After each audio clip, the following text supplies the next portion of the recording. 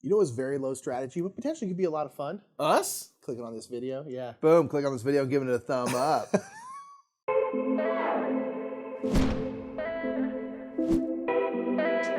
What's up, everybody? My name is Nick. I'm Mike. We are the Buzzburf. Okay, we're gonna start with saying, we're not saying that these games don't have any strategy. Or that the fact that there's not as much strategy means that they are bad. No, and it's so if not you're the case. If we talk about your favorite game, or you're the publisher or the designer of these games, this is not an insult. Complimentary list. These games are amazing. These games prioritize fun, which I honestly wish more games would do. Yeah.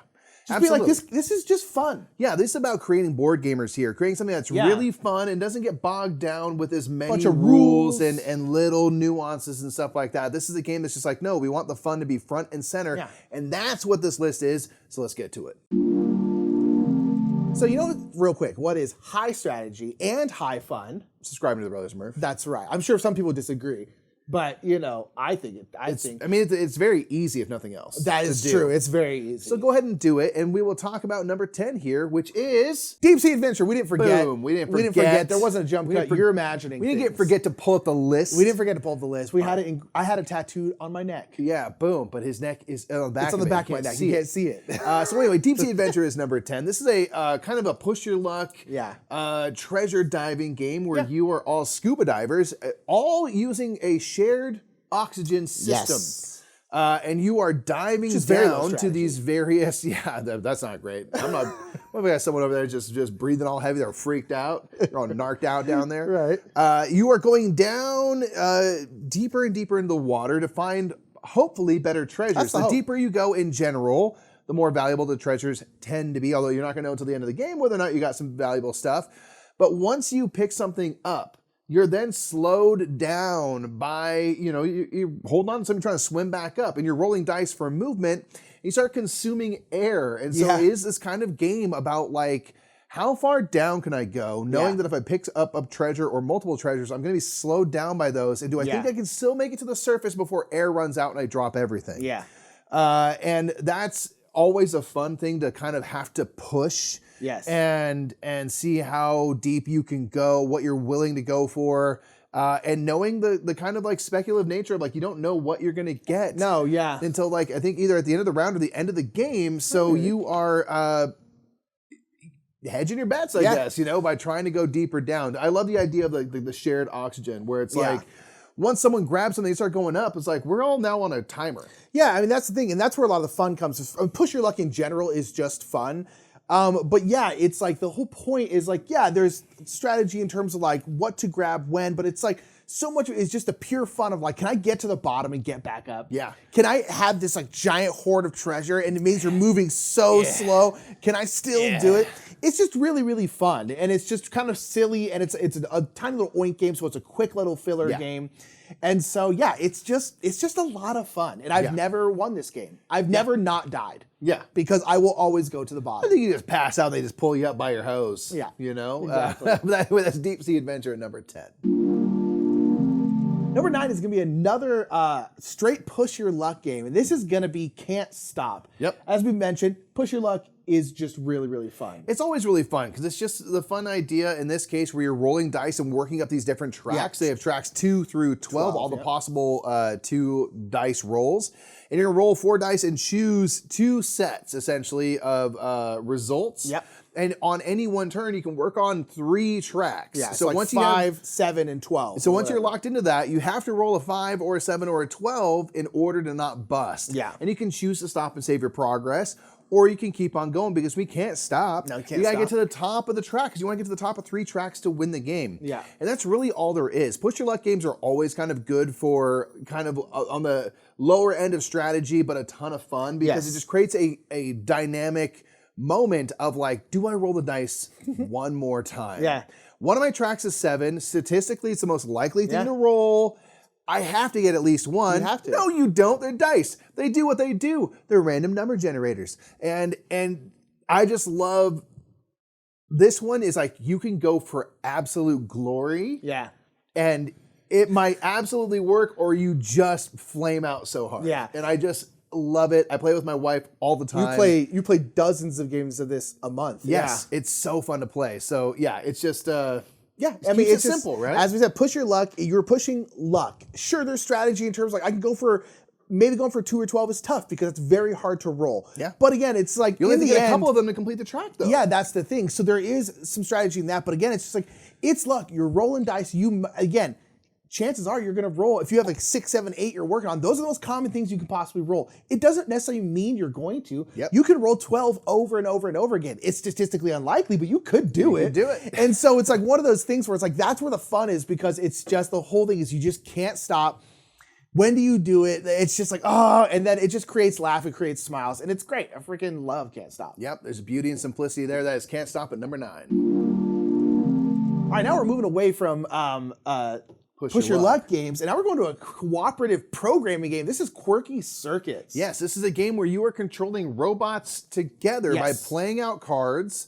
And then when you've kind of decided to stop playing cards, you're going to flip them over one at a time, and it's going to activate the robot and make them move, and you're generally trying to complete a task. Yeah, some kind of each robot, there's like 4 in the base game. They all have different things that they do, and they're all going to have multiple maps that you can play on. And then you're basically some of you're kind of trying to like pick up and move something over to here, kind of pick up, deliver. Sometimes you're trying to collect stuff. It just depends on the robot and the map.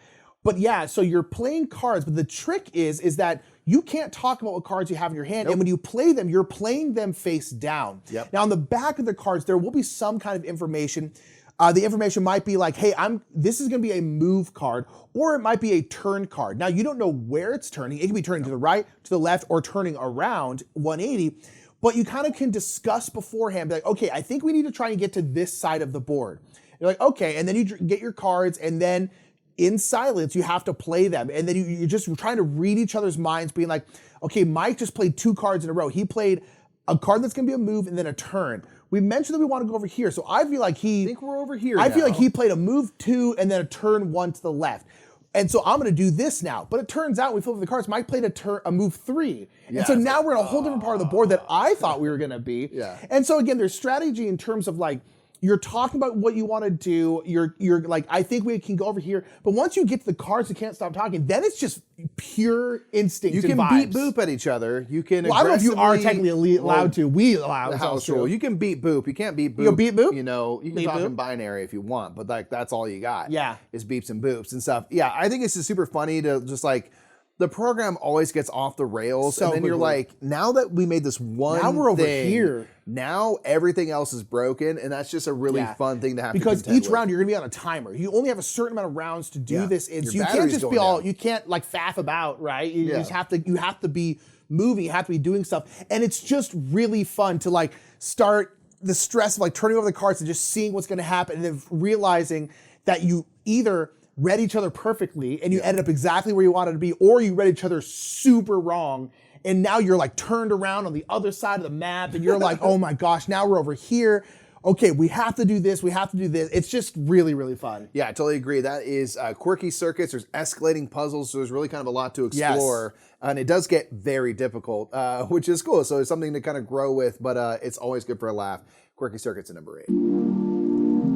Number 7 is Pure Chaos. Oh yeah, well it should be. That's right. This is Thunder Road Vendetta. Boom! Thunder Road Vendetta is so much fun. And it's that way because it's like, this is a game, we were talking about recently, we played it recently, we were like, you have to embrace the chaos. Yes. Because if you don't, play something else. Because that's the point, is fun and chaos. It's a racing game, but it's a racing game where your cars are all souped up. They have guns on them. You can blow each other up, kind of Mad Maxy.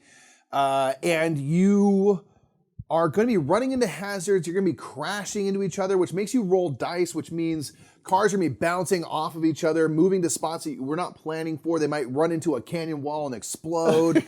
There's a bunch of chaotic elements and stuff, and that's really where the game shines, is in living with the fun uncertainty of all of these things. There's hazards on the road. You have attack helicopters and things like that. That is where the genius kind of lies with this game and stuff. And in fact, with more than a 2-player game, the game won't end until one player gets fully eliminated. Yes. And then you just go to the end of the current board, and then that's the winner. So you have to be aggressive and chaotic. You can't be Care Bears. Yeah. You literally have, the game will never end if no one gets eliminated. So you have to shoot at each other. You have to slam into each other. Yeah. You have to take big risks. Yeah, because again, it's like, well, I need to get through here. I'm going to slam into you, and then we roll the dice, and the dice will determine which car moves, and then where another die will determine where it moves. So the thing is, you might move, or the person might move out of your way. And so it's like this constant, like you just sometimes you're like, I'm just going to slam into him. Maybe this isn't the best choice, but I'm going to do it because it's going to be fun. Because the not knowing what's going to happen, again, is part of the game. Yeah. The chaos, the fun, the craziness, the stories you get where you're like, oh man, someone shot me, I took a damage. That damage was a blast off, which basically means you roll a movement die and then a movement direction, and you just blast off into that direction, which can be really good because you might blast off forward and clear a whole canyon. Yeah. It just depends. But that's the whole point of the game. And it's like, yeah, there's choices, there's strategy, you have some asymmetry with the expansion, which is super cool. Yes. All that's great, but ultimately, this is just pure fun, and that's what you should be focusing on. Absolutely. Play as wild and recklessly as possible. You got 3 cards anyway, so who cares if you lose 1 or 2 of them? You only need 1 card to win. So yeah, Thunder Road Vendetta is like hilarious. It's super cinematic to us. Like, we just can't help but think like, you know, Fast and the Furious, like this was a movie, like what would be happening here? It's so funny to me, dude. I think it's you can be on fire and stuff. Yeah, yeah. Some of the expansion stuff, there's like toxic goo and jumps and fire, which just makes your car go faster or you explode. It's great. I love it. I love the tone that they set with that. So Thunder Road Vendetta is number 7. It is such a good time.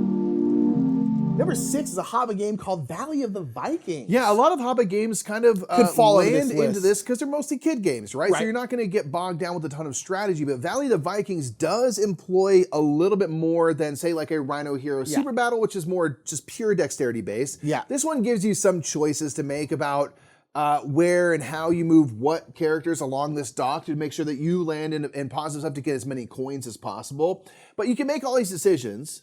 Yeah. And then you have a paddle, and you're going to roll a boulder at some barrels in the middle of the board. You're bowling. And whatever gets knocked over, whatever colors, those players are the ones that move. So sure, I can be like, I want to hit red and blue only and not green because I like where I'm at.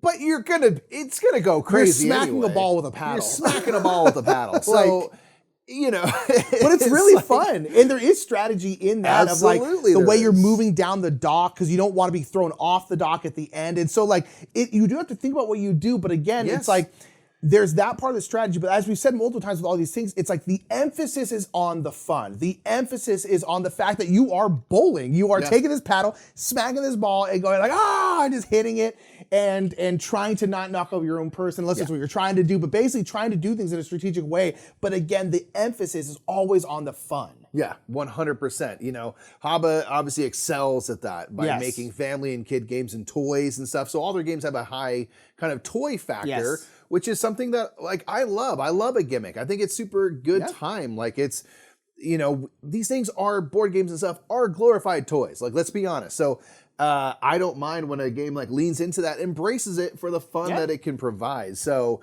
Viking bowling for life. I want to somehow do this in real life, like a life-size version. Yeah, it'd be super fun. Figure out something where we become the bowling ball. It'd be great. So Valley of the Vikings is number 6. Number 5 is, I think, one of the funnest games on the planet. This is Fuji Flush. Absolutely. Fuji Flush is just so darn fun. This is a game where, again, the strategy is relatively low because you can do things, but you don't know what other people have. Basically, you're trying to get rid of your cards, and you're basically playing out a card, and you're hoping that it basically gets back around to you without anybody doing what's called flushing you. And they will flush you if someone after you plays a higher card. So if I play a 5, Mike plays a 10, he'll flush me out. And so that's because you're trying to stay in there. But one of the cool things is you can match numbers and then increase that number. So if I play a 5 and then Mike plays a 5, we now have 10. Together. And then so someone else then can play a 10 and they're still in it. And so it's one of these where you're basically trying to stay in. And so it becomes this thing where it's like you can especially if you have a higher card, you can strategically choose when to play certain things, try to get in on certain things. But in the end, you don't know what other people have. So sometimes you're playing a 10 down and being like, come on, someone else drop a 10.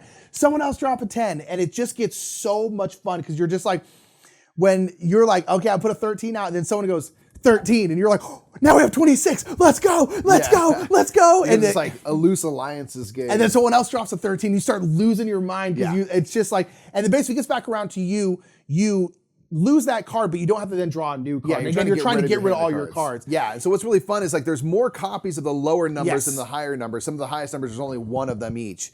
But like the twos, there's a whole bunch of them. So you could get on a thing where like 5 or 6 people in a row might all play twos, and then now you have a combined 12. But if then one someone drops person a plays 14, a 14, it you're like, flushes all of those people get out. outta here. So there's all these kind of highs and lows, and you can't help but take it personal. Like, why did you play a 2? They're like, I didn't have one. Yeah. But you're like, you probably had one. I don't believe you. And it's just really fun. It's really fun for especially a big group. Yes. A big group that is down to get into the rambunctiousness of it. This isn't just a quiet little game. It's just like, have more fun with it, have highs and lows, you know, hoot and holler. It is such a great, especially kind of a group-dependent game. If you get the good vibes of it, this one sings beautifully. Yeah, it's insanely good. Yeah, I love Fuji Flush so much. Number 5. Let's get number 4. Number 4 is a real-time game that's got a lot going on. It might be the kind of biggest game that we have on here. Probably. This is Rush MD. Yes. Rush MD is a real-time game where you are a cooperative worker placement game where you are working in a hospital. And you are doctors and nurses, and you are trying to heal sick patients. Yes. And you do that by taking the patients and moving them over to like get an MRI, to get like a blood culture test going. They might need to go to surgery. They might need an injection of something. There's all these cool things. Oh, but the problem is you only have 4 minutes each round, and all of your worker placement pawns are actually hourglasses, sand timers. And when you move that sand timer to go do something, you have to flip it over, and that piece cannot be moved again until the sand timer is out, because it takes time to do that, whatever that thing is. Absolutely. Yeah. So it's this constant thing where you don't necessarily know what people are going to need. Yeah. And you're flipping it over in real time and then moving pieces around, but then waiting like, okay, and then moving over here, trying to do this. It just becomes this hectic mess. Yeah. Where there actually is a lot of strategy in the game, but again, the emphasis is on that insanity of the real-time moment of it. The real-time moment, there's dexterity elements, because there's times where if you're in surgery, you need to be using your little tweezers, because you can't be handling stuff with your hands. That's gross.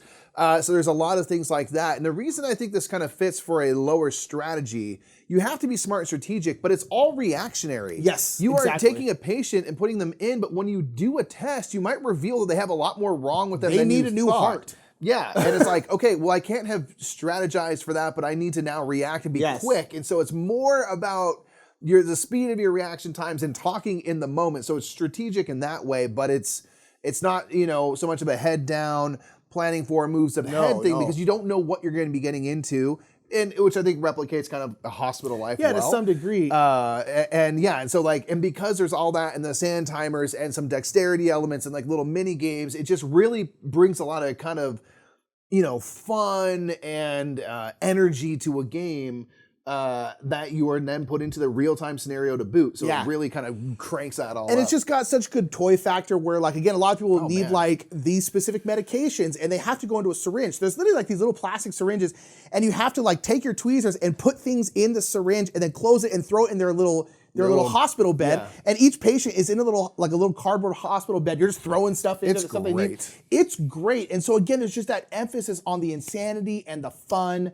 And there is a lot of strategy, but it's just like, that's not the point. The point is like reacting to what's happening and trying to not have your hospital basically lose all its reputation. Go under due to reputation loss. Yeah, so 100%. Yeah, so again, this is probably the most strategic game on our list. But again, that emphasis is on that fun, though. The direction of that real time that it takes it is just next level. So that is number 4, Rush MD. Okay, now I would argue that number 3 has no strategy. No, but it has a lot of your ability to remember The strategy stuff. is memory. That's Not a Hat. That's Not a Hat has no strategy whatsoever. You are simply trying to remember what's on the table. Yeah. And that is very hard to do. Yeah. This is a party memory game. And this is just a moment to say, a lot of party games are perfect. That's Not a Hat is representing many games. So many party games. Where there's not a ton of strategy or not a ton of rules anyway. And a super emphasis on having a good time. That's Not a Hat goes next level where you are gifting things to each other. Yes. There's going to be all these kind of simple sketches on the cards, and you're going to put them face down as the game progresses, and you're going to start passing them to the left or the right based on the back of the card will show arrows pointing that direction. So you don't have control over what you play and when. No. You are simply beholden to the gifts that you have in front of you and passing them. Which direction it says. And when you pass something and say, here's this paper clip, people have to remember that that paper clip is now in front of our other friend over here. And if you don't believe that someone passed you a rubber duck. Because it might have moved all the way around the table. Yeah. And you're like, I don't think that was a rubber duck. Yeah, it's like, I don't think it's a rubber duck. You can call them out and kind of challenge. Like, that's not a rubber duck. Yeah, and if it was in fact a traffic cone, then that person collects the card. You don't want to get knocked out of the game, essentially. Yeah. So this is one that like is so fun because it's just such a simple premise of like, can you remember things when things go face down, they start shifting around a couple times. Can you remember where stuff is? It's kind of like that. Put the ball under the hat and the hat starts moving around. Can you remember where the ball is? That's essentially what this game is. And it's incredibly humbling because it's very hard to remember where stuff is once things start shifting around. Things move twice and you immediately are like, oh, what's in front of me? What's in front of me? An alarm clock? Was it a cupcake? I don't remember. Yeah. Yeah. It's just pure fun. I mean, it's literally, it has no right to be as fun as it is. Yeah. It's just pure fun. There's like no strategy. No, there's literally It's great. There's no strategy. Great. It's just like, can you get good and does your brain work good? If not, well, it's going to be a long game for you. But everyone is in that boat. So it's not like, oh, I feel inadequate. I can't remember stuff. It's like, everyone's just like, I think the hat is in front of Trisha, you know? Yeah, and so, everyone else is just like, sounds great. Yeah, makes sense. Sounds good. Makes sense to me. Don't ask questions. It is, this is good. Makes us laugh so hard every time. And every time you play it, you're like, this should not work. Yeah, it shouldn't work. It defies reality and expectation. And that's why we can't stop talking about it, basically. So that's not a hat, but this is. That's number 3. Number 2, some people argue it has strategy. Just throw the dice. People in the can dang lie if bowl. they want This to. is Strike. Talk to Ambi. Ambi from Board Game Blitz. There is no strategy to Strike. There is Ambi's checking the wind, you know. There is nothing. You are throwing dice into a pit and random stuff happens. The thematic game Strike. It's about gladiators in an arena, obviously. Yeah, highly thematic. This is a game where you are throwing dice into this arena, this bowl. Yeah. And basically, you are trying to stay in the game the longest. If you ever run out of dice, you can't roll any more dice. You're out of the game. So on your turn, you will roll dice, and basically, once you roll, if at that point there's any sets, any doubles, triples, like there's 3 2s or 2 3s or something like that, you will then take those out of the bowl and they go into your pool of dice. That's very, very good. And then your turn is over. And then your turn is over. And also, as you're rolling, if you roll and there's no matches, you can choose to stop and it'll move to the next player, or you can kind of keep going. Yeah, that's the strategy. Is like the Yes. Do I keep rolling dice? Do I, cut my losses early? The answer is you keep rolling dice. Obviously. And if there's ever a point where there's no dice in there, let's say there's only 1 die in there and I roll and then boom, now they're both 2 2s. I will take it out, my turn is over. The next person then has to roll all of their dice in the bowl. Yep. Because theme. And there's also X's, vacuum. which I think are 1s, and any X's are dead gladiators. Instantly because gone. theme. And so that's it. It's just pure fun. It's it's literally one of the funnest games on the planet, and just pure laughs and silliness. But there's just no strategy. You're just rolling dice in a bowl. It is great. We've said it before. If you can't enjoy Strike, I do worry for you a little bit because like it's just fun to have, like, it's freeing in a way where it's like I don't have a lot of control over this. Yeah. I have one decision. I didn't roll anything that I can collect. Do I roll one more die? Do I accept my losses and hold on to what I got? And that is all the decision space you need. And it's just fun. You play in the box. It is a physical like arena with a little bit of a spongy, bouncy bottom. Yes, a little bit of stuff that might cause your dice to fly out, which means of course they're dead.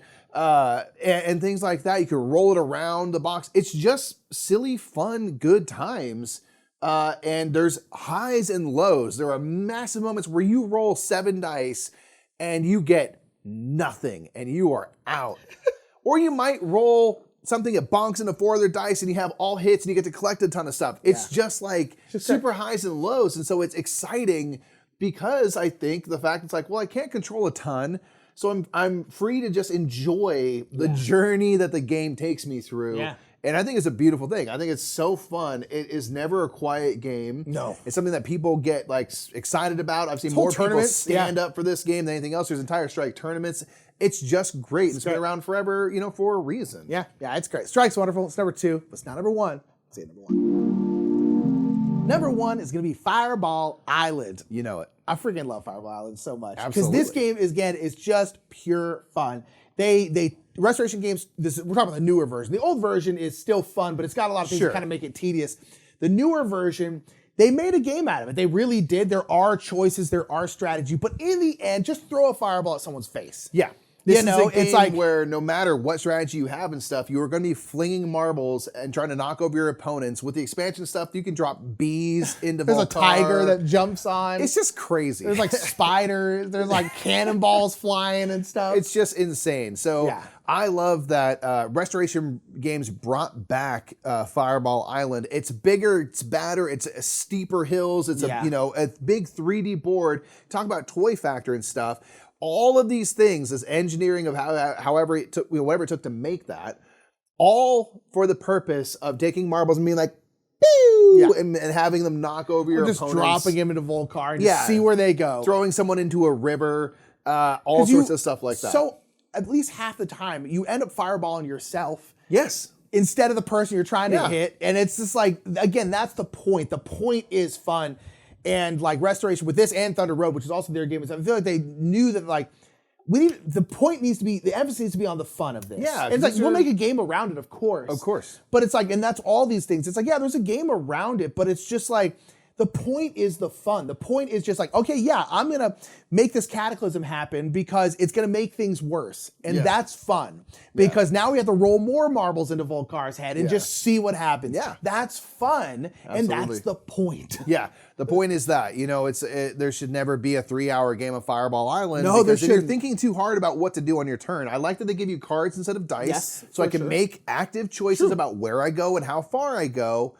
But then just random stuff's going to happen anyway. And I love like a simple example of this is you have this 3D board and marbles are going around and that might make the board shake. And so there could be something where just by the simple fact the board is shaking from marbles and stuff going on, someone falls over. And they said like, what do you do in that situation? Like they got fireballed, an earthquake happened. Volcar's angry at you. And I'm like, that's great. Like it doesn't get into the weeds. It's like, yeah, you're fireballed for sure. Yeah. Like, yep, the island shook. Yeah. That's how it goes. You know what I mean? So it keeps it just really kind of fun and silly. And I think like, I like that with a game like that, they give you those cards and stuff. There's some things to do. So you have a little bit of control, which then just makes it even more fun when chaos happens anyway. Yes. So it's not like the entire thing is chaotic and there's no point to any of it. But it's like you're doing these things to try to like get some control over the chaos. And then we get to get a little hit of that strategy. And then also be freed from games that are just, again, head down on the table and stuff, because you get to kind of be kids again and play with all these 3D pieces and trees that spin around and stuff like that.